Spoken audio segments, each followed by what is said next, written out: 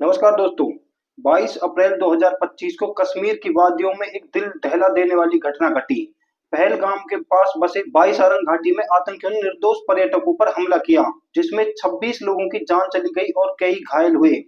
ये हमला न केवल मानवता पर धब्बा है, बल्कि हमारे समाज की सहिष्णुता और एकता पर भी एक सवाल खड़ा करता है। इस वीडियो में हम इस मामले की पूरी जानकारी साझा करेंगे, यह समझने की कोशिश करेंगे कि आतंकवाद क्या है, इसकी जड़ें कहाँ हैं और इसे समाप्त करने के लिए हमें क्या कदम उठाने चाहिए।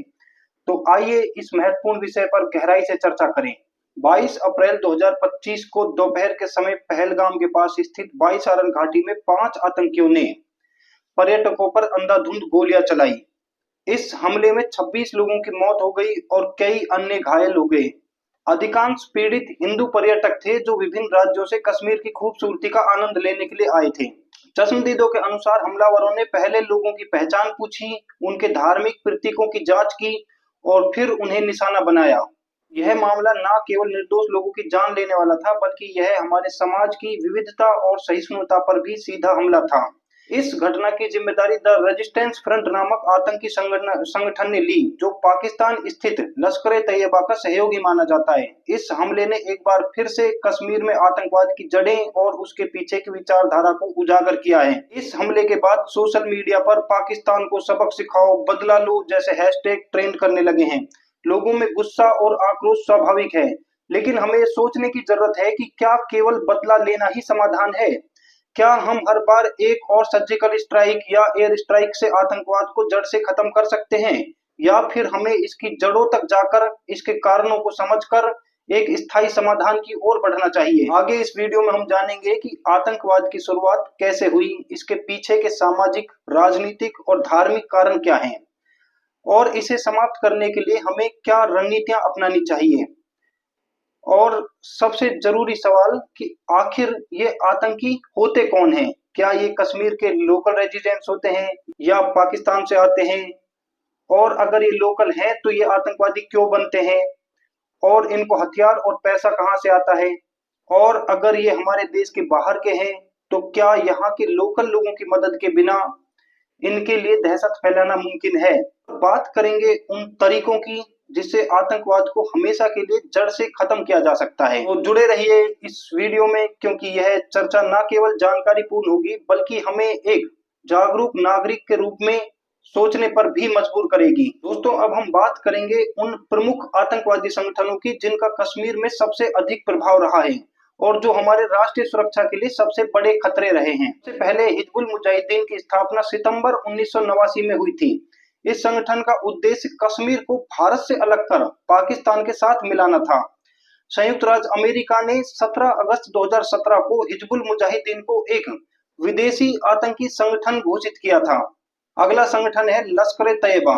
लश्कर-ए-तैयबा की शुरुआत 1987 से 1990 के दशक में पाकिस्तान में मरकज उद दावा वल इरशाद के सैन्य विंग के रूप में हुई थी। इसका मुख्य लक्ष्य जम्मू कश्मीर की मुक्ति और उसे पाकिस्तान के साथ विलय कराना है। 2008 के मुंबई हमलों में इसकी भूमिका के कारण इसे संयुक्त राष्ट्र सुरक्षा परिषद ने प्रतिबंधित कर दिया है। अब बात करते हैं जैश-ए-मोहम्मद की। जैश-ए-मोहम्मद की स्थापना 2000 में मसूद अजहर ने भारत की जेल से रिहाई के बाद की थी। इसका उद्देश्य कश्मीर को भारत से अलग कर पाकिस्तान में शामिल करना था। 13 दिसंबर 2001 को दिल्ली में संसद पर हुए हमले की जिम्मेदारी भी जैश-ए-मोहम्मद ने ही ली थी। अंत में जो एक और बड़ा संगठन है इंडियन मुजाहिदीन का परिचय लेते हैं। इंडियन मुजाहिदीन की स्थापना 2005 में student Islamic Movement of India Simi से अलग हुए सदस्यों द्वारा की गई थी।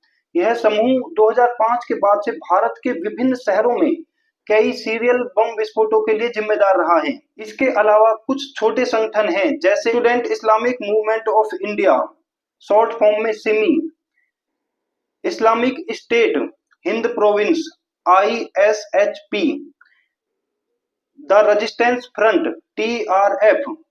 ये कुछ छोटे संगठन भी कश्मीर में सक्रिय रहे हैं।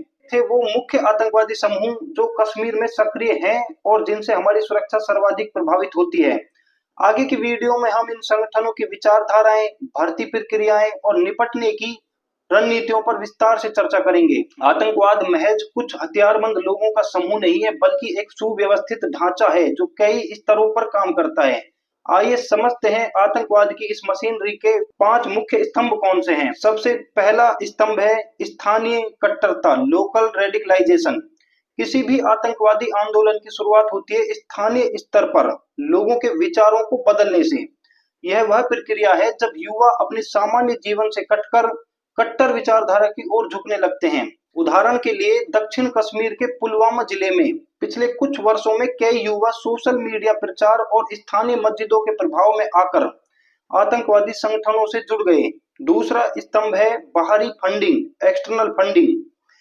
आतंकवाद को जिंदा रखने के लिए फंडिंग सबसे जरूरी ईंधन है। पाकिस्तान की खुफिया एजेंसी आईएसआई 1988 से ऑपरेशन टुपाक के तहत कश्मीर में आतंकवाद को नगद, हथियार और प्रशिक्षण देकर पोषित करती रही है। उदाहरण के लिए एनआईए की कई रिपोर्टों में खुलासा हुआ है कि हवाला चैनलों के जरिए करोड़ों रुपए कश्मीर घाटी में पहुंचाए गए, जिनका इस्तेमाल आतंकी गतिविधियों में किया गया है। तीसरा महत्वपूर्ण स्तंभ है हथियार आपूर्ति, आर्म्स सप्लाई। एक उग्रवादी के लिए सबसे जरूरी चीज है हथियार। आज कश्मीर में अफगानिस्तान से बचे हुए अमेरिकी M4 कार्बाइन, ऑस्ट्रियाई असोल्ट राइफलें और यहां तक कि ड्रोन जैसी अत्याधुनिक तकनीक भी आतंकियों के पास पहुंच रही है। उदाहरण के लिए 2021 में जम्मू कश्मीर पुलिस ने कई मौकों पर ड्रोन से गिराए गए हथियारों की खेप पकड़ी, जिसमें AK-47, पिस्टल और ग्रेनेड शामिल थे। सहानुभूति नेटवर्क। एक अकेला आतंकवादी ज्यादा देर तक टिक नहीं सकता, इसलिए स्थानीय स्तर पर एक सपोर्ट सिस्टम तैयार किया जाता है जो उन्हें शेल्टर, भोजन और जानकारी और भागने के रास्ते मुहैया कराता है। उदाहरण के लिए बुरहान वानी जैसे आतंकियों के अंतिम संस्कार में हजारों की भीड़ इकट्ठा होना दिखाता है कि किस तरह कुछ समुदायों में सहानुभूति नेटवर्क सक्रिय रहता है। तो 5वां सबसे महत्वपूर्ण स्तंभ है पॉलिटिकल सपोर्ट। जब राजनीतिक आतंकवाद के प्रति नरमी बरतने लगते हैं तो आतंकियों के हौसले और बढ़ जाते हैं। कई बार वोट बैंक की राजनीति के चलते आतंक से जुड़े मुद्दों पर चुप्पी साध ली जाती है या हल्के कदम उठाए जाते हैं। उदाहरण के लिए अतीत में कुछ स्थानीय राजनीतिक दलों पर आरोप लगे हैं कि उन्होंने आतंकवादियों के खिलाफ सख्त कार्रवाई रोकने के लिए दबाव बनाया ताकि कुछ वर्गों का समर्थन बना रहे। चलिए अब बात करते हैं सबसे महत्वपूर्ण बात की, आखिर लोकल लोग इन आतंकवादियों का सहयोग क्यों करते हैं या खुद आतंकवादी क्यों बन जाते हैं। उसको हम इन 4 बिंदुओं से समझ सकते हैं। नंबर 1, धमकी और जबरन सहयोग। आतंकी स्थानीय लोगों को जान से मारने की धमकी देकर जबरन शेल्टर, फूड और गाइडेंस लेते हैं। 2023 में अनंतनाग जिले के एक किसान ने कबूल किया कि उसे परिवार की जान बचाने के लिए आतंकियों को अपने घर में छिपाना पड़ा। नंबर 2, आर्थिक वसूली और फिरौती। किसानों, व्यापारियों से ज़कात के नाम पर वसूली होती है। ना देने पर संपत्ति जब्त या अपहरण की धमकी दी जाती है। जो लोग ये नहीं कर पाते तो आर्थिक मजबूरी के कारण इनका सहयोग करने के लिए तैयार हो जाते हैं। 2022 में बारामूला में एक दुकानदार से 5 लाख रुपए की फिरौती वसूली गई थी। नंबर 3, बेरोजगारी और सीमित अवसर। कश्मीर में युवा बेरोजगारी से तंग आकर कट्टरपंथी संगठनों की ओर आकर्षित होने लगते हैं। 2024 में पुलवामा के 19 साल के युवक ने आतंकी संगठन में भर्ती के पीछे बेरोजगारी को मुख्य कारण बताया था। नंबर 4, वैचारिक और धार्मिक कट्टरता। कुछ मदरसों और समूहों के माध्यम से जिहादी सोच का प्रचार होता है, जिसमें आईएसआई जैसे संगठन पैसा लगाते हैं। 2023 में सोपोर से पकड़े गए एक आतंकी ने बताया कि उसे पाकिस्तान से सोशल मीडिया के जरिए ब्रेन वॉश किया गया था। जैसा कि हमने देखा, आतंकवाद केवल सीमा पार से नहीं आता, बल्कि यह एक जटिल स्थानीय सपोर्टेड नेटवर्क है, जिसको खत्म करने के लिए समाधान भी उसी तरह का चाहिए। अब बात करते हैं कि आतंकवाद को जड़ से कैसे खत्म किया जा सकता है। इसको हम मूल रूप से 3 चरणों में बांट सकते हैं। चरण 1, नई भर्तियों को रोकना। आतंकवाद को जड़ से खत्म करने के लिए पहला कदम नई भर्तियों को रोकना होगा।